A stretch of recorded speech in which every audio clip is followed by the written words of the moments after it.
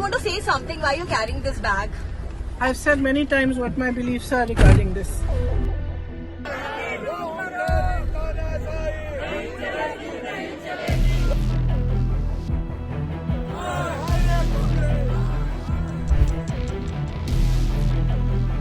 प्रियंका वाड्रा जी माननीय सांसद विभिन्न तरह के बैग लेकर चलती हैं और उस बैग पे लिखा हुआ था 1984 के दंगे और खून के छींटे थे। उन्हें याद होना चाहिए कि उनके दल ने और उनके वरिष्ठ नेताओं ने क्या किया था 1984 में।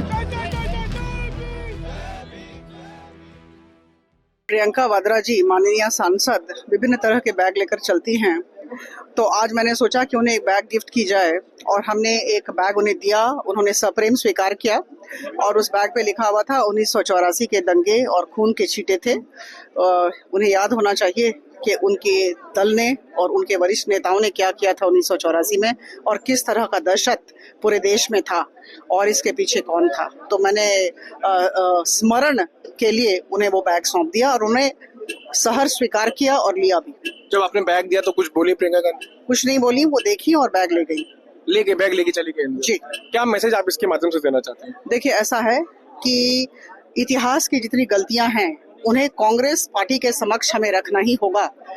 आदरणीय अमित शाह जी ने जो राज्यसभा में 90 मिनट का भाषण दिया, उस 90 मिनट के भाषण का एक उद्देश्य भी था। वो उद्देश्य था to unveil the face of Congress before the people of the country.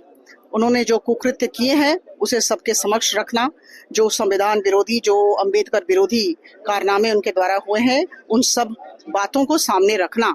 तो मुझे लगता है कि ये जो ऐतिहासिक गलतियां हैं इनको हमें सुधारना होगा। भारतीय जनता पार्टी उसी में लगी हुई है, ऐतिहासिक गलतियों को, हिस्टोरिकल एरर्स को सुधार रही है। एक पर एक करके हम संस्कार ला रहे हैं, रिफॉर्म्स ला रहे हैं और उसी दिशा में आप देख रहे हैं वन नेशन वन इलेक्शन भी है, ट्रिपल तलाक भी है, आर्टिकल 370 और आर्टिकल 35A को विदाई देना भी है।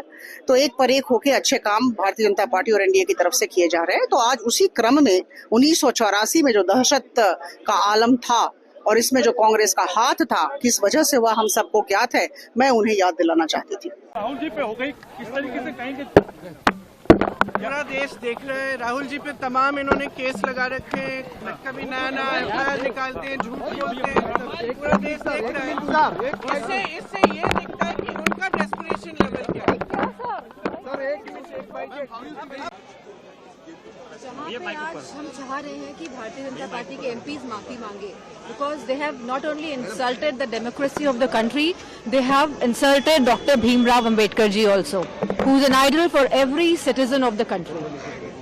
मैम, कांग्रेस ने भी कल शिकायत दी थी लेकिन अभी तक उस पर कोई कार्रवाई नहीं हुई है। कांग्रेस इस पर भी सवाल। भारतीय जनता पार्टी हमेशा एक पक्ष को लेकर ही आगे बढ़ती है, वह कभी भारत के संविधान को, भारत की डेमोक्रेसी को और लोगों को लेकर आगे नहीं बढ़ती है। और मैं समझती हूँ भारतीय जनता पार्टी को जो कल का फेस ऑफ हुआ है उसके लिए माफी मांगनी चाहिए, क्योंकि इसके लिए केवल भारतीय जनता पार्टी की सरकार और भारतीय जनता पार्टी के मेंबर ऑफ पार्लियामेंट जिम्मेदार हैं। बीजेपी के दो सांसदों को चोट भी लगी है, जो अस्पताल में अभी भी एफआईआर रजिस्टर हुई है। मैं समझती हूँ या जिस तरह का कल का फेस ऑफ देखने को मिला, सब लोग स्टेज में खड़े हुए थे और जहाँ सब स्टेज में खड़े थे और जहाँ ऊपर जाने के प्रयास में थे, क्योंकि एंट्रेंस तो वही है पार्लियामेंट से, अंदर तो 11 बजे अंदर बकरद्वार से ही जाना है सब एमपीज को, और जहाँ बीजेपी वालों ने रास्ता रोकने का काम किया, तो डेफिनेटली जब इतने सारे लोग हैं, एक लोग ऊपर जाना चाह रहे हैं, एक लोग रोक रहे हैं, तो जो उसका जो रिपरकशन हुआ, जो एक फंबल हुआ, तो पीछे जो स्टेज में लोग थे वो डेफिनेटली वो गिरेंगे, बिकॉज स्टेज में आप खड़े हैं, आप बैलेंस कैसे बनाएंगे स्टेज में,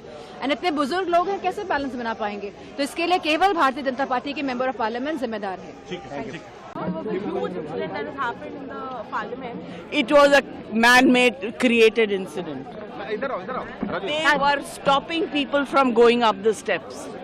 I'm witness to it. They were stopping people. If people have to go to the house, I had such a problem going up the. How can you be covering the steps? And they were pushing and jostling. But there's a BJP MP also who is making allegation against leader of opposition Rahul Gandhi about. Let them make. They only know how to do it.